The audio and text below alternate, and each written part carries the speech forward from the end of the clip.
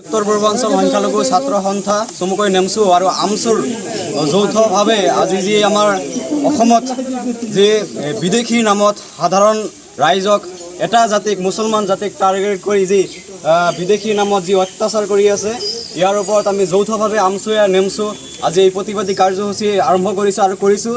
চাওক, আমি এটা সময়ত দেখি আছোঁ যে এটা জাতিক সম্পূৰ্ণৰূপে এই বিজেপি চৰকাৰখনে টাৰ্গেট কৰি লৈ আছে। চাওক, এইটো যিয়ে নহওক, যি আমাৰ মাটি বাৰীৰ সমস্যাই হওক, উচ্ছেদৰ নটিচেই হওক বা আমাৰ মছজিদ ভাঙি দিয়াৰ নামতে হওক, প্ৰতিটো কামত আমাৰ মুছলমান সমাজক মুছলমান জাতিটোক টাৰ্গেট কৰি কৰি এই বিজেপি চৰকাৰখনে কাম কৰি আছে। এতিয়া চাওক, যি বিদেশী নামত যি অত্যাচাৰ কৰি আছে, হয় আমি এটাই বিচাৰোঁ, আমাৰ স্পষ্টীকৰণ নেমচু আমচু ইভিএমচুৰ সদায় এটাই যে 1971 চনৰ 25 মাৰ্চৰ পিছত যিসকল বিদেশী বাংলাদেশী হওক বা বিদেশী নাগৰিকে হওক, তেওঁলোক যি অসম তথা ভাৰতবৰ্ষতে হওক, তেওঁলোক য'ৰ পৰাই হওক, পাকিস্তান আফগানিস্তান য'ৰে পৰাই অহা নহওক কিয়, তেওঁলোকক অসম তথা ভাৰতবৰ্ষৰ পৰা বিতৰণ কৰিব লাগে, লাঠিয়ে লাঠিয়ে ঘূৰিয়াই ঘূৰিয়াই পঠাই দিব লাগে। কিন্তু এই বিদেশীৰ নামত অসম তথা ভাৰতবৰ্ষত যি অন্যায় অত্যাচাৰ কৰি আছে এটা জাতিক, এয়া আমি কেতিয়াও মানি নলওঁ। এয়া তীব্ৰ ভাষাৰে গৰিহণা দিছোঁ যে আগন্তুক দিনত এই বিজেপি চৰকাৰখনে যদি মুছলমান জাতিক আৰু এটা জাতিক টাৰ্গেট কৰি এনেধৰণৰ কাম কৰে, আমি এভিএমচু আমচু নেমচু সকলোৱে যৌথভাৱে আন্দোলন কৰিবলৈ বাধ্য হ'ম।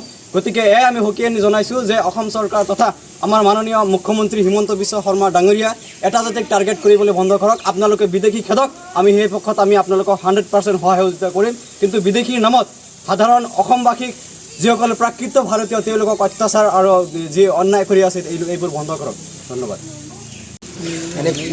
আসসালামু আলাইকুম, নমস্কাৰ। আজি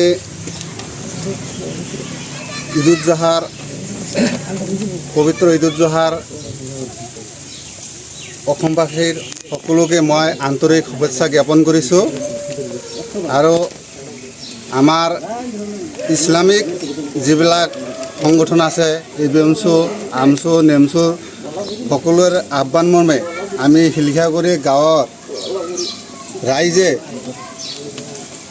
যে অসমৰ বিজেপি চৰকাৰ, কেন্দ্ৰৰ বিজেপি চৰকাৰে যি পৰিকল্পিতভাৱে আমাৰ মুছলমানৰ ওপৰত যি এটা অন্যায় অবিচাৰ আৰম্ভ কৰিছে, বিদেশীৰ নামত স্বদেশীক হাৰাশাস্তি কৰি আছে, তাৰ প্ৰতিবাদত আজি আমি প্ৰতিবাদী কাৰ্যসূচী গ্ৰহণ কৰিছোঁ।